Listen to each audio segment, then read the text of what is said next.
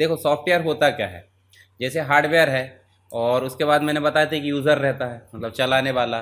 तो हार्डवेयर और यूज़र के बीच में कम्युनिकेशन करने के लिए क्या होता है, प्रोग्राम और निर्देशों का समूह होता है, उसी को हम क्या बोल रहे हैं, सॉफ्टवेयर। अब सॉफ्टवेयर अलग अलग प्रकार के होते हैं, जैसे मान लो एक रोबोट से काम कराना, तो हम रोबोट को काम कैसे करना उसके लिए निर्देश बताएंगे कि भाई उठेगा कैसे, बैठेगा कैसे, राइट कैसे मुड़ेगा, लेफ्ट कैसे मुड़ेगा, या फिर जैसा भी हो, तो उसके लिए अलग प्रोग्राम लिखा जाएगा। प्रोग्राम मतलब समझ रहे हैं, स्टेप बाय स्टेप लिख रहे हैं अपन, ठीक है। ऐसे ही एक कंप्यूटर से काम कराना है, या फिर हमें चाय बनाने का एक प्रोग्राम लिखना है। मान लो चाय बनाने का प्रोग्राम तो हम लिखेंगे नहीं, पर रोबोट से चाय बनवाना है तो क्या करेंगे अपन, बताओ, स्टेप बाय स्टेप बताएंगे। मान लो अपन ने ऐसा बोल दिया उसको एक स्टेप में पहले कि गैस का रेगुलेटर चालू कर दो, और 5-6 मिनट बाद बोल रहा है कि लाइटर चलाओ, तो क्या होगा, ब्लास्ट हो जाएगा, रोबोट भी नहीं बचेगा और गैस भी नहीं। तो हमको निर्देश तो देना पड़ेगा, पर कैसे देना पड़ेगा, स्टेप बाय स्टेप, मतलब जो चीज़ जहाँ देना है वहीं देंगे। तो स्टेप बाय स्टेप बोले तो क्रम अनुसार निर्देशों के समूह को क्या बोलेंगे, प्रोग्राम, और प्रोग्राम के कलेक्शन को क्या बोलेंगे, सॉफ्टवेयर, ठीक है। और सॉफ्टवेयर अलग अलग काम के लिए होते हैं। जैसे सबसे पहले हमने क्या बात करे, इंस्ट्रक्शंस, बोले निर्देश होते हैं, निर्देश से क्या बनता है, प्रोग्राम, और प्रोग्राम से क्या बनता है, सॉफ्टवेयर बनता है, ठीक है। तो ये तीनों चीज़ आपको पता होनी चाहिए। सॉफ्टवेयर की ज़रूरत क्यों पड़ती है, तो ये बताने की ज़रूरत नहीं। कंप्यूटर को चालू करना तो सॉफ्टवेयर की ज़रूरत पड़ती है, लेटर टाइप करना, चार्ट बनाना है, प्रेजेंटेशन बनाना है, डेटा को मैनेज करना, इंटरनेट उपयोग करना, या बहुत सारी चीज़ ऐसी है जो बिना सॉफ्टवेयर के पॉसिबल नहीं है, ठीक है। हार्डवेयर से हम कुछ भी नहीं कर सकते। तो सॉफ्टवेयर को 3 भागों में बांटा गया है, system software, application software, utility. अब कभी कभी यूटिलिटी नहीं दिया होता है तो वो किसका भाग बन जाएगा, सिस्टम का। तो आपके 2 मुख्य चीज हो गई, सिस्टम और एप्लीकेशन। सिस्टम सॉफ्टवेयर ऐसे सॉफ्टवेयर जो कंप्यूटर को बंद अवस्था से चालू अवस्था में लेकर आते हैं। जैसे हम कंप्यूटर तुरंत खरीदते हैं तो क्या बोलता है, विंडो 7 डालना, विंडो 8 डालना है, 10 डालना है, 11 डालना है। इसका मतलब क्या है, ऑपरेटिंग सिस्टम क्या डालना है, तभी तो आपका कंप्यूटर काम करने योग्य बनेगा। तो जब काम करने योग्य बनेगा तो क्या डाला जाता है, ऑपरेटिंग सिस्टम, और यही क्या कहलाता है। ऐसे ही हमारी भाषा को मशीन भाषा में बदलेगा तो वो क्या कहलाएगा, ट्रांसलेटर, ठीक है। तो ये बेसिक सॉफ्टवेयर है, मतलब सिस्टम सॉफ्टवेयर है, आवश्यक। फिर हमारी ज़रूरत बढ़ते जाती है, बोले तो हमें ऑफिस वर्क करना तो MS ऑफिस की ज़रूरत पड़ी, फोटो में एडिटिंग करना तो फोटोशॉप की ज़रूरत पड़ी, वीडियो में एडिटिंग करना तो अलग अलग वीडियो एडिटर जो होते हैं, प्रीमियर प्रो है, या फिर अलग अलग प्रकार से। तो ये हो जाते हैं ज़रूरत के अकॉर्डिंग, इसी का पार्ट हो सकता है या अलग हो सकता है। यूटिलिटी का मतलब समझ रहा है, यूटिलिटी का मतलब हो जाता है सपोर्टिंग, यानी कि कार्य क्षमता में कमी आ जाने के कारण मेंटेनेंस की जरूरत पड़ती है, किसको, कंप्यूटर को। जैसे काम कर रहा है, धीरे धीरे स्लो हो गया, तो स्लो हो गया तो क्या बोलेंगे, भाई टेम्परेरी फाइल हटा दो, वायरस हटा दो, ठीक है, अनावश्यक स्पेस है उसको मैनेज कर लो। तो ये सारी चीज़ें कौन करता है, यूटिलिटी सॉफ्टवेयर। ऐसे वायरस आ गया तो कौन सा सॉफ्टवेयर रहता है, एंटीवायरस, वो भी किसका पार्ट है, यूटिलिटी का। तो 3 प्रकार के सॉफ्टवेयर समझ गए। तो सिस्टम सॉफ्टवेयर हमको पता चल गया क्या क्या आ जाते हैं, ऑपरेटिंग सिस्टम, ट्रांसलेटर, इसी में लिंकर आ जाते हैं, लोडर आ जाते हैं, और डीबगर आ जाता है। ट्रांसलेटर 3 होते हैं, वो आगे देखेंगे। तो यहाँ देखो ऑपरेटिंग सिस्टम क्या क्या काम करता है, हमने पहले भी देखे, एक बार विंडोज़ पढ़े थे, तो कि जो भी प्रोसेस होती है उसको मैनेज करेगा, मेमोरी को मैनेज करेगा, डिस्क और फाइल सिस्टम को मैनेज करेगा, नेटवर्किंग को मैनेज करेगा, सिक्योरिटी मैनेजमेंट, डिवाइस ड्राइवर, ये सारे काम करता है कौन, ऑपरेटिंग सिस्टम। इसके अलावा देखो ये जितना भी चीज़ है सभी को मैनेज करने का काम करेगा। अगर ऑपरेटिंग सिस्टम नहीं है तो ये सारे काम नहीं करेंगे। अब यहाँ देखो आपको ट्रांसलेटर दिखते हैं। ट्रांसलेटर मतलब हो जाता है एक भाषा को दूसरी भाषा में बदलने वाला, ठीक है, हिंदी को इंग्लिश में बदल रहा है जैसे। तो ऐसे यहाँ पे ट्रांसलेटर होते हैं। पहला होता है असेंबली लैंग्वेज को किस भाषा में बदलेगा, मशीन भाषा में। असेंबली लैंग्वेज क्या थी, शॉर्टकट कोड थे, आगे देखने वाले हैं। उसके बाद हाई लेवल अच्छा देखो हम जब प्रोग्रामिंग लिखेंगे आज की डेट में तो कैसे लिखते हैं, 0101 में लिखते हैं कि फिर इफ़ ए बड़ा है 20 है या जो भी है, कैसे लिखते हैं, हमने एक्सेल में कैसे लिखे फॉर्मूला, मतलब हम समझ पा रहे थे, है ना। पर उस भाषा को कंप्यूटर समझ सकता है क्या, तो हम जो लिख रहे हैं उसको बोल देते हैं हाई लेवल लैंग्वेज, मतलब इंग्लिश से रिलेटेड जो लैंग्वेज होती है। तो हाई लेवल लैंग्वेज में लिखे गए कोड को क्या बोला जाता है, सोर्स कोड। और सोर्स कोड को मशीन भाषा में बदलेगा कौन, कंपाइलर, ठीक है। असेंबलर क्या कर रहा था, असेंबलर असेंबली को मशीन में बदल रहा था, और ये सोर्स कोड को मशीन में बदलेगा कौन, कंपाइलर। अब यहाँ उदाहरण के लिए देखो हम मान लो चक्की गए, गेहूँ पिसवाने जाते हैं, आटा पिसवाने जाते हैं, गेहूँ पिसवाने गए, ठीक है, 10 बोरियाँ रखी हुई है 10-10 किलो की, तो वो व्यक्ति क्या करता है, पूरा पूरा एक साथ डाल देता है कि फिर क्या करता है, अलग अलग करता है। कभी कभी आपने ये चीज़ भी देखा होगा कि 10 को 10 बोरी एक साथ डाल दिए कहीं और दूसरी जगह, चक्की में ना देखे।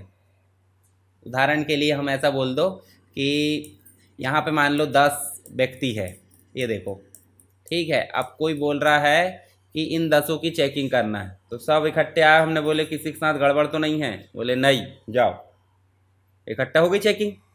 और एक दूसरी जगह ऐसा होगा कि एक व्यक्ति को बुलाएंगे, चेकिंग होगी, चल भाई भाग जा, एक व्यक्ति दूसरे व्यक्ति को बुलाएंगे, चेकिंग होगी, चल भाग जा, तो ऐसा भी हो सकता है।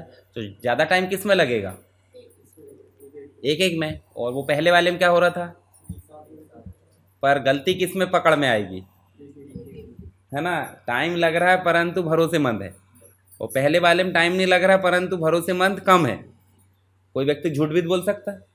और अगर अच्छे से चेकिंग होगी तो भाई सिंपल सी बात, पकड़ में आ ही जाता है, कोपचे में ले जाकर पड़ेगी तो खुद ब खुद सच्चाई उगलेगा। अच्छा, वो गलती खुद भी नहीं करेगा, दूसरा का नाम बता सकता है कि भाई हाँ अरे उसने किया था, पर अलग से आपके सामने पूछेंगे दुश्मनी होती कि नहीं।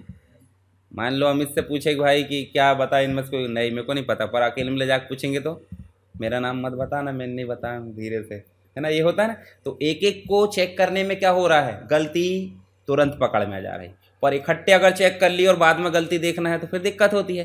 तो जो कंपाइलर था, कंपाइलर मतलब अभी भी काम आता है पर ज़्यादातर यूज़ होता है इंटरप्रेटर। तो इंटरप्रेटर का काम होता है एक एक करके चेक करना, 10 लाइन लिखी है, 10 को हर एक एक लाइन करके चेक करेगा, गलती किसी लाइन में है तो तुरंत पकड़ लेगा। पर कंपाइलर महोदय क्या करते हैं, 10 की 10 को एक साथ बदल दिए, बाद में बोले गलती थी तुमने पकड़ी नहीं, अच्छा गलती थी क्या, फिर चेक करेगा किस में गलती थी।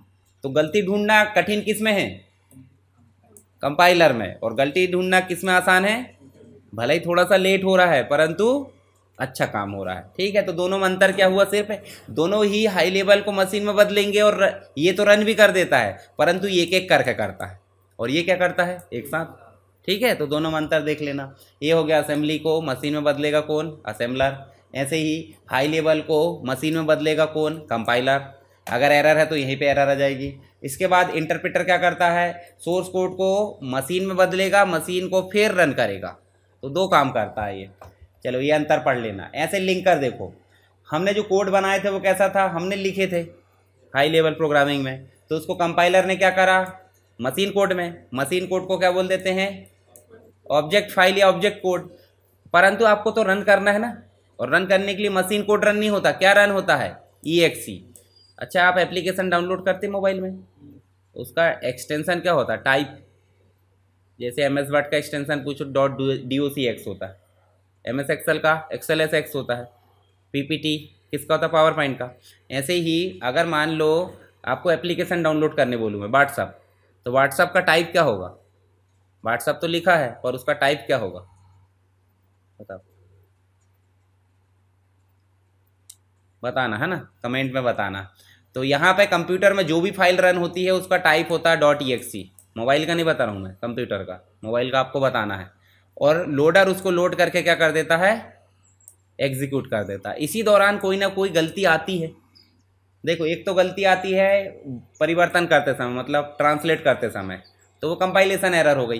पर लोड करें और रन करते समय अगर गलती आ गई तो उसको बोलते हैं बग। बग मतलब एरर, ठीक है। और बग को हटाना क्या कहलाता है, डीबगिंग, डीबगर। डीबगर इसको हटाता है और इस प्रोसेस को डीबगिंग बोलते हैं। ऐसे कोडिंग जो भी है, इतना ज़्यादा दिमाग नहीं लगाना है। चलो, एप्लीकेशन सॉफ्टवेयर जो हमारी ज़रूरत को पूरा करते हैं, जैसे MS ऑफिस है, फोटोशॉप है, कोरल ड्रा, पेज मेकर, ये सब हमारी ज़रूरत के अकॉर्डिंग काम आते हैं, ठीक है।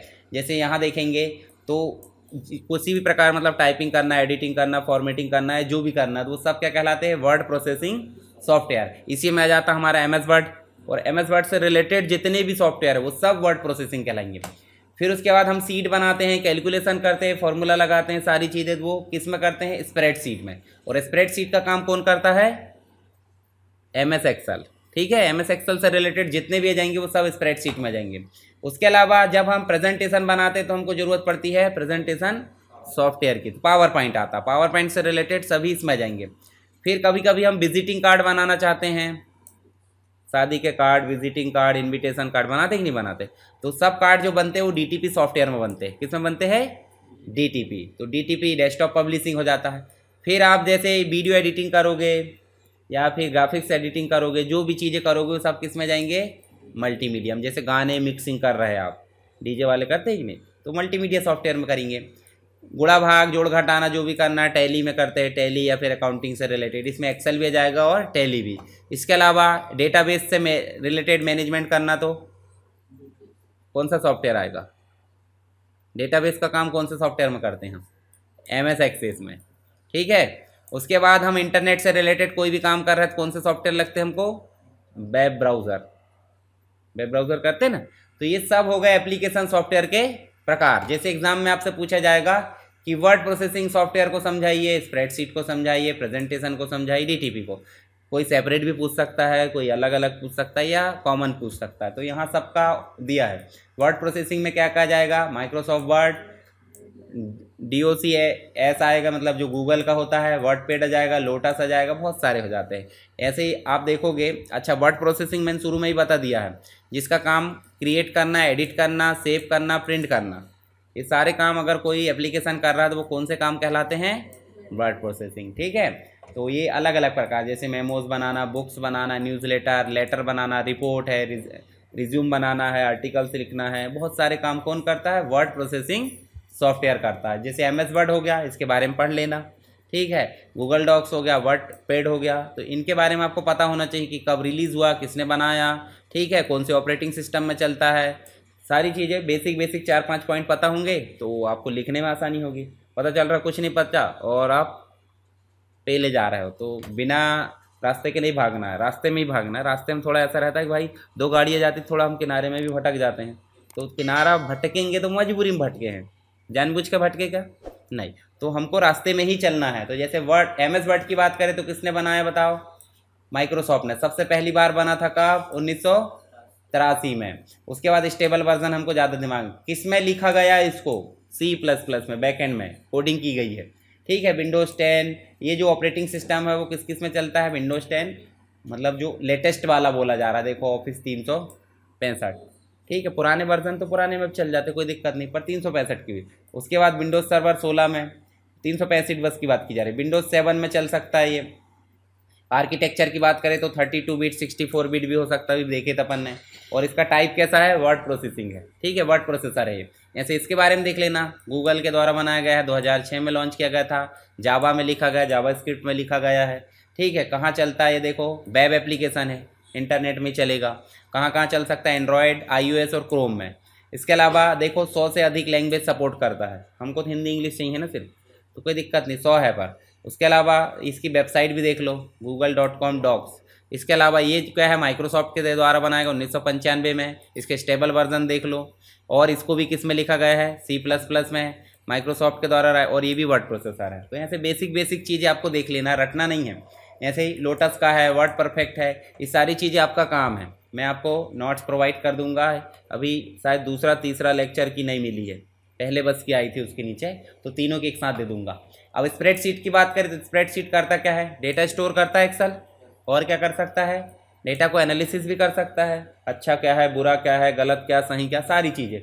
कैलकुलेशन कर सकता है, रिपोर्ट तैयार कर सकते हैं, अकाउंटिंग, बजटिंग, डेटा कलेक्शंस, ठीक है। कैलेंडर मैनेज करना है, बिजनेस एनालिसिस करना है, पीपल मैनेजमेंट बोले तो सैलरी सीट तैयार कर सकते हैं, ठीक है, कौन कौन एम्प्लॉई है उसकी सीट, ऑपरेशन, गुणा भाग करना, सारी चीज़ें, रिपोर्ट परफॉर्म कर सकते हैं, जो भी मतलब हम वर्ष भर का जो डाटा है उसको तैयार कर सकते हैं कि हमारी कंपनी की परफॉर्मेंस क्या होगी, ऑफिस एडमिनिस्ट्रेशन और बहुत सारे प्रोजेक्ट वगैरह, सारी चीज़ें हम इसमें कर सकते हैं। लगभग आपको 5-6 तो पता होना चाहिए, है ना, टोकना भर भले ही मत रहे, पर टोकना भर पढ़ने से ये रहता है कि हम 5-6 तो याद कर ही लेते हैं, पता चल रहा 5 ही पढ़े और भूल गए 3, बचे कितने, तो इसलिए पढ़ो 10, 12, 15, तो कितने याद रहेंगे, 5 तो मिनिमम भूले भटके आ ही जाएंगे, तो इसलिए ज़्यादा पढ़ने की कोशिश किया करो। स्प्रेडशीट के अंतर्गत एक्सेल आ जाता है, गूगल शीट, ये 2 मुख्य है, फिर उसके बाद अलग अलग है, जैसे लिब्रे ऑफिस आ जाता है, स्मार्ट शीट आ जाता है, क्विक आ जाता है, जो देखो ये सारी चीज़ है। तो यहाँ पे इनके बारे में भी वही चीज़ पढ़ना आपको, ठीक है। मैंने रटाया इसलिए नहीं है, सरल डायग्राम फॉर्म में रख दिया हूँ। नेक्स्ट देखो आपको प्रेजेंटेशन, तो प्रेजेंटेशन में क्या कर सकते हैं अपन बताओ, ट्यूटोरियल्स पढ़ाने के लिए बना सकते, जैसे अभी आप पढ़ रहे हो, डिजिटल पोर्टफोलियो बना सकते हो, animation, photo slide show, digital story telling, making in, teaching कर सकते हो, बिजनेस है, governance and citizen service, job seekers, ये सारे काम किस में कर सकते हैं? प्रेजेंटेशन में।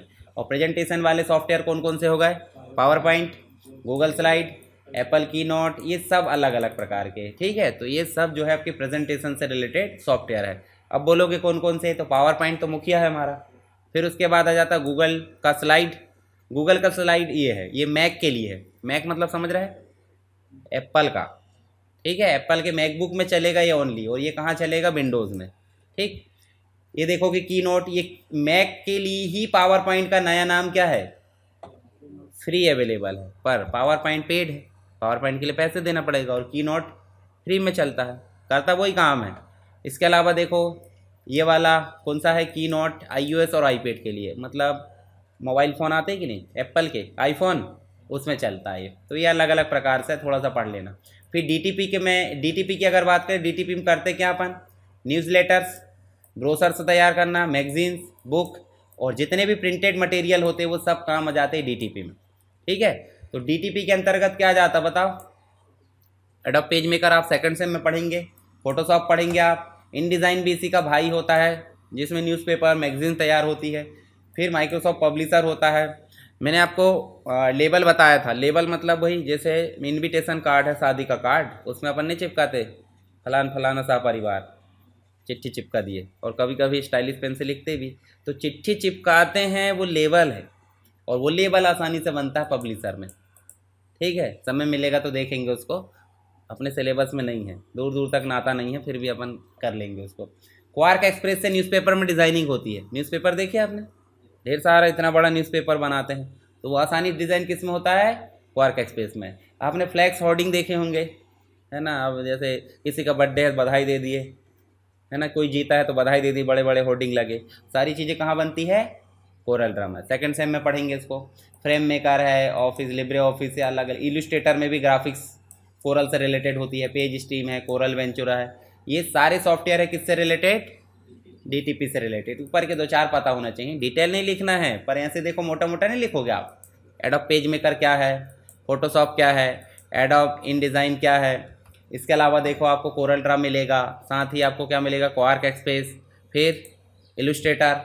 इसके बाद आ जाते हैं मल्टीमीडिया सॉफ्टवेयर। मल्टीमीडिया मतलब म्यूज़िक से रिलेटेड, मूवी से रिलेटेड, या फिर ग्राफिक्स, सब चीज़ें। मल्टीमीडिया को आप ऐसे समझ लो, टेक्स्ट से रिलेटेड काम होना चाहिए, उसके बाद ग्राफिक्स से रिलेटेड काम होना चाहिए, उसके बाद ऑडियो, फिर वीडियो, और फिर एनिमेशन। तो कितनी चीज़ हो गई यहाँ पे? 5 हो गई। टेक्स्ट मतलब समझ रहे जो लिखा है, ग्राफिक्स मतलब समझ रहे ये दिख रही है, उसके बाद ऑडियो मतलब सुनाई देता है, वीडियो मतलब चलता हुआ दिखता है, और एनिमेशन मतलब चलता हुआ दिखता है परंतु बार बार वही चलते रहता है, झिकझक झिकझक झिकझक। जैसे गुड मॉर्निंग वाला मैसेज है, हिलते डुलते वाला, वहीं वहीं हिलते रहेगा कि बदलता है कि गुड मॉर्निंग के बाद गुड आफ्टरनून आ गया खुद ब खुद, नहीं, वही वही हिलते रहेगा। तो जो चीज़ कंटिन्यू एक जगह पे एनिमेट होते रहती, बदलते रहती है, वो क्या कहलाती है? एनिमेशन। तो ये पांचों चीज़ों से रिलेटेड जो सॉफ्टवेयर होते हैं वो मल्टीमीडिया सॉफ्टवेयर कहलाते हैं। जैसे पावर पॉइंट की बात करें तो पावर पॉइंट में हम क्या क्या कर सकते हैं बताओ जरा? टेक्स्ट ला सकते हैं, ग्राफिक्स ला सकते हैं, एनिमेशन दे सकते हैं, ठीक है, साथ में वीडियो चला ही सकते हैं उसमें अपन, और ऑडियो वो भी चला सकते हैं। तो पावर पॉइंट को क्या बोलेंगे अपन? Multimedia software. प्रेजेंटेशन तो है ही वो, पर मल्टीमीडिया भी है। साथ ही हम जैसे मान लो आपको फोटोशॉप की बात करें तो उसमें टेक्स्ट और ग्राफिक्स और एनिमेशन भी आ जाता है, तो वो भी क्या हो गया? मल्टीमीडिया। जैसे मान लो आप मीडिया प्लेयर की बात करें थे जिसमें वीडियो चलाना है, चलाते हैं कि नहीं? आगे पीछे कर करके हम पॉज कर सकते हैं, फॉरवर्ड कर सकते हैं। आपके मोबाइल में क्या चलाते हैं आप? म्यूज़िक प्लेयर चलाते होंगे, और एक क्या चलाते हैं? वीडियो प्लेयर, है ना? तो वो भी क्या है आपके? मल्टीमीडिया सॉफ्टवेयर है। ठीक है, तो जिनकी सहायता से हम एंटरटेनमेंट बोले तो मूवी देखना, गाने सुनना, दुनिया भर का काम, कम्युनिकेशन करना। कम्युनिकेशन बोले तो व्हाट्सअप में देखो अभी चेहरा देख के बात हो जाती है, ऑडियो से भी बात हो जाती है, टेक्स्ट से भी बात हो जाती है। तो और वो जीआईएफ भेजते कि नहीं, है ना? गुड मॉर्निंग वाला इमोजी टाइप का कुछ, तो वो भी क्या है आपका? एनिमेशन। तो सभी चीज़ों से रिलेटेड काम कहाँ हो रहा है? व्हाट्सअप में। बोले तो कम्युनिकेशन करने के लिए, जैसे मान लो किसी गुस्सा है तो बिल्कुल वो पता नहीं ऐसा खड़ूस वाला भेज देते इमोजी, है ना? गुस्सा आया वाला। अब वो इमोजी का मतलब कई को बहुत पता रहता है, मेरे को कुछ कुछ का ही बस पता है, गलती से कुछ किसी चीज़ को और कुछ में भेज दिए तो और आफत, तो इसलिए इमोजी भेजो मत। चलो यहाँ देखो, एडिटिंग, वीडियो एडिटिंग हो गया, ग्राफिक्स एडिटिंग, डीटीपी भी इसके अंदर आ जाता है। कंप्यूटर सिमुलेशन, कंप्यूटर सिमुलेशन मतलब उदाहरण के लिए अगर आपको कार चलाना सीखना है तो आपको पहले कंप्यूटर में सिखाया जाता है ना, मतलब ऐसे नहीं सिखाएंगे, ये वीआर बॉक्स कुछ पहना दिए और स्टीयरिंग पकड़ा दिए, आपको सही में लगेगा, गियर भी बदलाया जाएगा, पर आप चलाओगे कंप्यूटर में ही, चल रही जैसा फील होगा, राइट से कटेगी, लेफ्ट से कटेगी, कितनी दूरी पे कट रही, सारी चीज़ें। उसके बाद उतने में आपको एक्सपीरियंस हो गया, ठोके नहीं। गेम रहता है कि नहीं, गेम में देखे होंगे, गेम में खूब ठोकते, ठोक जाए क्या फ़र्क पड़ता है, पर रियल में ना करा के पहले वर्चुअली कराया जाता है और वर्चुअली कराने के बाद फिर इधर कराया जाता है। जब ड्राइविंग स्कूल जाओगे आप तो ये चीज़ें देखने को मिलेगी आपको, कंप्यूटर सिमुलेशन, ठीक है। रियल को पहले क्या बोलते हैं, वर्चुअल में कराते हैं। एक होता है सिमुलेटर, सिमुलेटर मतलब यही कंप्यूटर सिमुलेशन, और एक होता है इमुलेटर, इमुलेटर मतलब उल्टा हो गया, ठीक है। तो इमुलेटर का मतलब ऐसा मान लो कि आपके पास में कंप्यूटर है और एक है मोबाइल। अब मोबाइल में अलग ऑपरेटिंग सिस्टम है एंड्रॉयड, यहाँ अलग ऑपरेटिंग सिस्टम। आप बताओ यहाँ का व्हाट्सअप यहाँ इंस्टॉल कर सकते हैं क्या? नहीं, इसमें विंडोज़ का ही चलेगा। पर मान लो आप चाहते हो कि एंड्रॉयड का ही क्या करें हम इंस्टॉल, तो उसके लिए एक सॉफ्टवेयर आता है, उसे बोल देते हैं इमुलेटर। वो क्या करता है, मतलब जो एंड्रॉयड वाला एनवायरनमेंट है कहाँ उपलब्ध करा देगा, विंडोज़ में, ठीक है। जैसे उदाहरण के लिए आप घूमने जा रहे हो, तो घूमने जा रहे हो तो एनवायरनमेंट कैसा मिलेगा, आपके जैसा मिलेगा क्या? नहीं, और आप पूरा तामझाम ले गए और उसके घर के साइड में एक टपरी बना कर रहने लगे, है आप वहाँ पर एनवायरनमेंट किसका ले गए, अपना ही, तो क्या हो गया वो इमुलेटर, और उसी के अंदर रह ली तो कोई दिक्कत ही नहीं है फिर। चलो नेक्स्ट देखो, मल्टीमीडिया सॉफ्टवेयर के अंतर्गत वीएलसी मीडिया प्लेयर, गाने वगैरह चलाने के लिए, वीडियो के लिए, एडोब प्रीमियर प्रो एडिटिंग के लिए, फोटोशॉप ग्राफिक्स एडिटिंग के लिए, माइक्रोसॉफ्ट पावर पॉइंट स्लाइड वगैरह में काम करने के लिए, आफ्टर इफेक्ट एनिमेशन के लिए, मूवी मेकर वीडियो बनाने के लिए, इलस्ट्रेटर ग्राफिक्स के लिए, पब्लिशर, ये सब जो है ये फ़ोटो देखने के लिए काम आता है। तो सब किस प्रकार के सॉफ्टवेयर आ गए, मल्टीमीडिया। तो इसके बारे में आप देख लेना, ये सब लिखे हुए हैं। अकाउंटिंग, अकाउंटिंग का मतलब हो जाता है रिकॉर्डिंग एक्सपेंसेस, मतलब जो डेली के खर्चे उसको मैनेज करना, रिकॉर्ड करके रखना, ठीक है। इसके अलावा क्या कर सकते हैं अपन, completing tax return, tax return समझते हैं कि नहीं, इनकम टैक्स वगैरह भरते होंगे, तो उस रिटर्न को मेंटेन करना, track of cash flow, cash आ रही है जा रही है, कितनी नहीं है, सारी चीज़ों को मैनेज करेगा, बजट बनाएगा, ठीक है, फाइनेंशियल रिपोर्ट को मैनेज करेगा, sinking financial data, promoting data accuracy, product, और बहुत सारी चीज़, मतलब एक प्रकार से व्यापार में जितनी भी एक्टिविटी होती है सबको मैनेज कौन करेगा, अकाउंटिंग सॉफ्टवेयर, ठीक है। इसके कुछ उदाहरण है, जैसे टैली, आज की डेट में चलन ज़्यादा इसलिए नहीं है क्योंकि सब रेडीमेड सॉफ्टवेयर आ गए। टैली को ऑपरेट करने के लिए सीखना पड़ता है, पर अभी जो रेडीमेड सॉफ्टवेयर आ गए, आपको मान लो एक्सेल चलाना आता है तो आपने उस सॉफ्टवेयर को भी चलाना सीख गए, किसको, जो रेडीमेड, डाटा एंट्री तो करना, डाटा एंट्री करो, खुद ब खुद सारे काम करता है वो, ठीक है। तो ये हो जाते हैं हमारे अकाउंटिंग सॉफ्टवेयर, क्विक बुक है, फ्रेश बुक है, ये सब फ्री मिलते हैं यहाँ पे।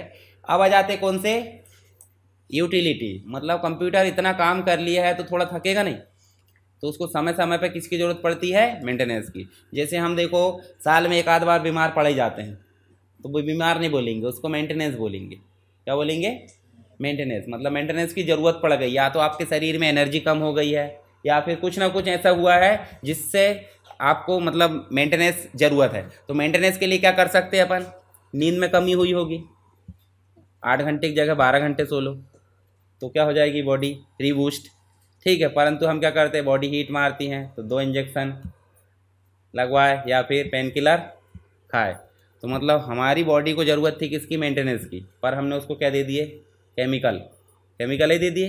तो मेंटेनेंस की वजह वो क्या हो गया, और ख़राब। अब ख़राब हुआ, आपको नहीं पता चला है कैसे ख़राब हुआ, आपकी इम्यूनिटी ख़राब हो गई है। अब नेक्स्ट टाइम जब 8 महीने में बीमार पड़ते थे, वही चीज़ आप 6 महीने में पड़ोगे, फिर आपने क्या खा लिए, पेन किलर, फिर आप 4 महीने में पड़ोगे, फिर हर महीने बीमार, और आगे आएगा दिन ऐसा कि डेली आपको, खाते कि नहीं खाते, कई लोगों को देखना पोटली रखी रहती है, मेरी मेडिसिन कहाँ गई, कहीं घूमने जा रहा है, मेडिसिन कहाँ गई, ऐसी कौन सी ज़िंदगी की मेडिसिन रखे घूम रहे हैं।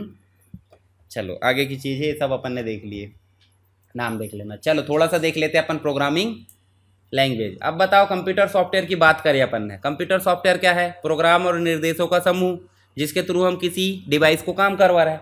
अब बता, प्रोग्राम और निर्देश देना चाहिए कि नहीं देना चाहिए? अपने देंगे, तो देंगे तो कोई ना कोई भाषा लगेगी कि नहीं? तो वो भाषा को हम किसको अप्लाई कर रहे हैं? कंप्यूटर को।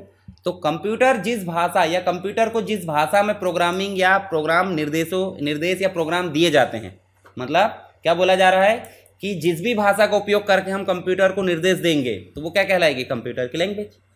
या हमारी लैंग्वेज में देंगे? हमारी लैंग्वेज में देंगे तो उसकी भाषा में समझानी पड़ेगा, नहीं तो ऐसे देखते रहेगा क्या हो रहा है। ये जैसे आपको कोई कुछ बोल देता तो क्या बोला समझ में ना आ रहा, पूछने की इच्छा नहीं, देखते रहोगे टुकुर टुकुर, और पूछने की इच्छा तो क्या बोले ऐसे बोल देते। अब कहीं बॉडी जगह में ऐसा कुछ बोल दिए और आपको समझ में ना आया तो चुपचाप सुन लोगे, फिर बाद में बोलोगे तेरे को समझ में आया उनने क्या बोला था, है ना? क्योंकि वहाँ अपन पूछेंगे तो बेइज्जती हो जाएगी, ऐसा सोचते हैं, जबकि होना चाहिए नहीं होना चाहिए। तो यहाँ पे बात की जा रही है कि हम कोई भी भाषा का उपयोग करें, पर कंप्यूटर के लिए एक भाषा जरूरी है, तो वो क्या कहलाती? Computer language. तो कंप्यूटर लैंग्वेज अलग अलग प्रकार से होती है। तो यहाँ पर देखोगे एक होती है लो लेवल और एक होती है, तो लो लेवल में जाती मशीन। या तो हम जो सामने वाला व्यक्ति है जिस भाषा को समझ रहा उसी भाषा को दे दें कि भाई ठीक है तू अंग्रेजी समझ रहा, अंग्रेजी सुन ले मेरे से। पर हमको अंग्रेजी नहीं आती और हमको क्या आती? हिंदी। सामने वालों को अंग्रेजी आती, तो क्या होगा बताओ? बीच में एक व्यक्ति रखेंगे, मेरी बात सुन, और उसको, अब जो बीच वाला व्यक्ति उसको दोनों भाषा आनी चाहिए नहीं कि वो भी अनपढ़ ही है, दोनों आना चाहिए। जैसे मोदी जी 193 देश है पूरे विश्व में रजिस्टर्ड है, तो बहुत टुकड़े टाकड़े। तो मोदी जी कहीं विदेश यात्रा पर जाते तो 193 देशों की भाषा थोड़ी आती होगी, कुछ आती होगी, ठीक है। जैसे अपने भीमराव अम्बेडकर जी थे, उनको कितनी भाषा आती थी? पता नहीं, 60 देशों का संविधान रीड किए थे उनने, तब कहीं जाकर भारत का संविधान बना।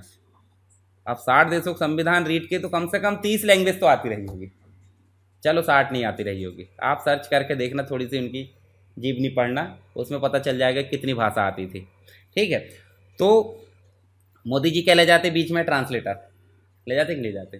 भाई उधर की भाषा सुनना है तो वो सुनेगा, अपनी भाषा बोलना तो वो समझाएगा, जो भी। तो यहाँ अगर मान लो सभी भाषा आती है तो हमको सीधे क्या ज़रूरत पड़ेगी? ट्रांसलेटर की ज़रूरत नहीं, हमने बोल दिया सुन लिया। पर अगर भाषा नहीं आती तो क्या बोलेंगे अपन कि भाई बीच में एक व्यक्ति रहना चाहिए। तो यहाँ पे जो पहली भाषा थी वो कंप्यूटर की मशीन भाषा है, और हमारी भाषा भी कौन सी है? मशीन। तो बीच में किसी व्यक्ति की ज़रूरत पड़ेगी क्या? सीधे सुन ले रहा वो। तो ये मशीन भाषा को लो लेवल लैंग्वेज बोला जाता था। क्यों?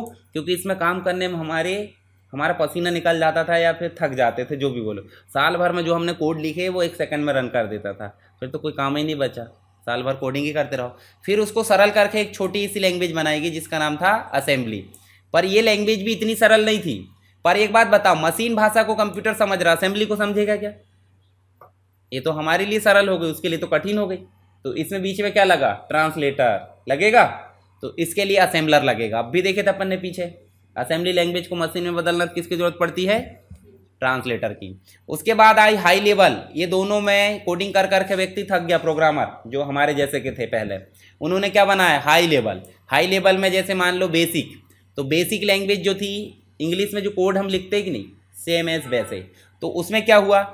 सिंपल सी बात है, जब हमारे लिए सरल हो रही है तो किसके लिए कठिन हो गई बताओ जरा? मतलब मशीन बोले तो कंप्यूटर के लिए कठिन हो गई। तो अब बताओ बेसिक को किस में करना पड़ेगा? मशीन में। तो बीच में क्या लगेगा? ट्रांसलेटर। और ट्रांसलेटर कौन सा था? कंपाइलर। अब भी देखे थे, थोक रेट में कन्वर्ट कर देता था जो। उसके बाद धीरे धीरे ये भाषाएं अपग्रेड होती गई, C++, कोबोल, पास्कल, जावा, C#, VB.NET, बहुत सारी लैंग्वेज आ गई। तो ये सब लैंग्वेज कैसी थी? High level. तो इसके लिए कहीं ना कहीं कंपाइलर और इंटरप्रेटर की जरूरत पड़ेगी, जब कहीं जाके किस में कन्वर्ट होगा? मशीन में, और कंप्यूटर उसको समझ पाएगा और उसको एग्जीक्यूट कर पाएगा, ठीक है। तो यहाँ देखो सभी भाषा के बारे में यहाँ लिखा हुआ है। जैसे मान ले अपन मशीन की, तो मशीन समझ भी रही और हम भी मशीन समझ रहे, तो ये कोड लिखे मान लो।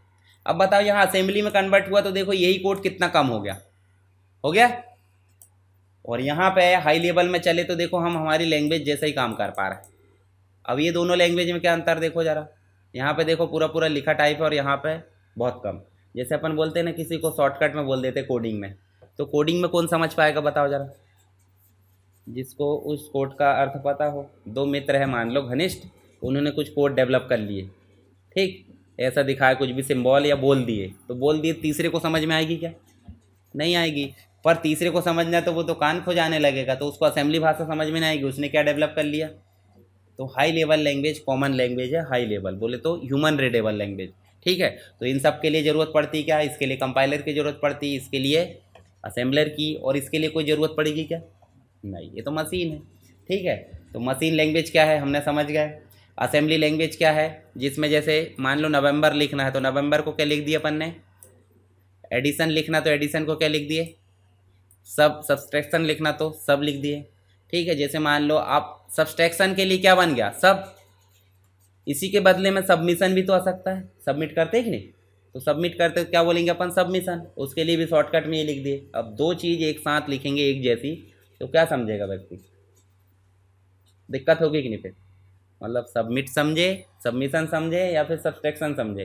तो इसी दिक्कत के कारण असेंबली लैंग्वेज फेल हो गई और आगे क्या बनाई गई, हाई लेवल लैंग्वेज, ठीक है। अच्छा, ये कोड लिखे जाते थे, इन कोड को क्या बोला जाता था, न्यूमेरिक कोड, ठीक है। ये पढ़ोगे तो एम को गायब कर देना, साइलेंट हो जाती है, इंग्लिश में कुछ भी चीज़ साइलेंट हो जाती है, ठीक है, कुछ भी चीज़ साइलेंट हो जाती है और कुछ भी चीज़ वायलेंट हो जाती है, तो इसलिए देखना, ध्यान से पढ़ना। नॉलेज में देखो, नॉलेज में के को निपटा दिए, के नॉलेज पढ़ो, नहीं तो उसको नहीं पढ़ सकते, जमेगा ही नहीं। चलो यहाँ देखो, असेंबली कोड को असेंबलर के द्वारा किस में कन्वर्ट किया जा रहा है, मशीन में। ऐसे ही हाई लेवल प्रोग्रामिंग को कंपाइलर के माध्यम से किस में कन्वर्ट किया जा रहा है, बाइनरी बोले तो मशीन भाषा में। पर इंटरप्रेटर महोदय सीधे सीधे क्या कर रहा है, प्रोग्राम को कन्वर्ट करके एग्जीक्यूट भी कर दे रहा है, एक एक भाषा, मतलब एक एक कोड को, ठीक है। तो अब बात करते हैं अपन किसकी, थर्ड जनरेशन की। हाई लेवल प्रोग्रामिंग को कितने भागों में बांटा गया है, दो, कौन कौन सी, एक तो थर्ड और एक फोर्थ। तो थर्ड में देखो ये कोडिंग दिख रही है, जैसे मान लो मैं आपको अभी दिखाता हूँ, ये हमने कमांड ओपन करे और यहाँ मान लो dir लिखे, तो dir भी समझ रहा है आपको और ये दिख भी रहा है, दिख रहा है कि नहीं दिख रहा, तो ये तो हाई लेवल हो गई। परंतु इसमें माउस की ज़रूरत पड़ रही क्या, नहीं। पर एक ऐसी प्रोग्रामिंग लैंग्वेज जहाँ माउस की ज़रूरत भी पड़ती, जैसे मैं मान लो यहाँ पे विजुअल स्टूडियो कोड है, ये कोड है मान लो, यहाँ देखो, यहाँ मैं फाइल मेनू को ओपन भी कर पा रहा हूँ, यहाँ कोडिंग भी लिख पा रहा हूँ, सब काम हो रहा, माउस भी और कीबोर्ड भी। मतलब हम सीधे सीधे समझे कि ऐसी प्रोग्रामिंग लैंग्वेज हाई लेवल जिसके अंतर्गत माउस का उपयोग नहीं होता था, सिर्फ किसका उपयोग होता था, कीबोर्ड का, तो उस लैंग्वेज को क्या बोला गया, थर्ड जनरेशन की प्रोग्रामिंग लैंग्वेज। जैसे सी है, C++ है, फिर उसके बाद आई कौन सी, फोर्थ जनरेशन की लैंग्वेज। तो फोर्थ जनरेशन की लैंग्वेज में बताया मैंने, जिसमें मीनू है, आइकॉन्स है, कोडिंग है, सारी चीज़ है, मतलब माउस और कीबोर्ड दोनों है, तब कौन सी लैंग्वेज बन जाएगी हमारी, फोर्थ जनरेशन की प्रोग्रामिंग लैंग्वेज। और ये दोनों क्या है, हाई लेवल प्रोग्रामिंग है, ठीक है, इसको लो लेवल में मत भेज देना। कुछ हाई लेवल प्रोग्रामिंग आप देख लो, यहाँ जैसे फोर्टान है, आप एक बार पढ़ लेना इसको, कब डेवलप की, क्या पूरा नाम है, सारी चीज़ें, लोगो है। इसके अलावा आप देखोगे कोबोल है, बेसिक, इनका पूरा नाम भी याद रहना चाहिए जो है, पास्कल है, सी लैंग्वेज है, C++, जावा है। इसके अलावा देखो एल्गोएल है, ये देखो सारी चीज़ें कुछ लैंग्वेज है जो आप एक बार पढ़ लेना, एग्ज़ाम में तो आता नहीं पर नॉलेज के लिए ज़रूरी है, अगर आ गया तो लिखना भी पड़ेगा। तो यहाँ हमारे होगा कितने टॉपिक, दो, मतलब सॉफ्टवेयर क्या होते हैं, प्रोग्राम और निर्देशों का समूह, और परंतु उस प्रोग्राम निर्देश को कैसे लिखा जाएगा, कोई ना कोई कंप्यूटर लैंग्वेज या प्रोग्रामिंग लैंग्वेज की सहायता से। तो दोनों टॉपिक एक दूसरे के पूरक है, तो दोनों टॉपिक आप रिवाइज कर लेना, ठीक है। आज ये PDF की नोट्स बना डाल दूंगा मैं ज़रूर। उसके बाद अगला टॉपिक क्या है हमारा, बताओ, कम्युनिकेशन। मतलब क्या हो रहा है, जैसे मैं आपस से बातचीत कर रहे हैं अपन, तो ये हो गया कम्युनिकेशन।